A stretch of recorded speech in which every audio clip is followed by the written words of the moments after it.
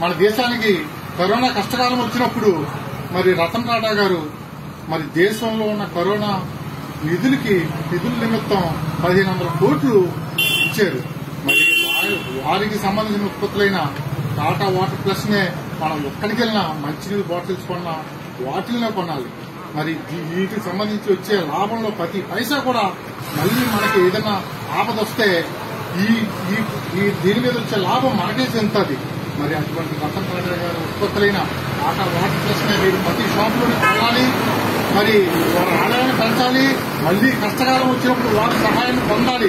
మరి మన కష్టకాలంలో ఉన్నప్పుడు వారు ఇచ్చిన విరాళం 1500 కోట్లు మన కరోనా పేషెంట్ కి చాలా ఉపయోగపడ్డాయి.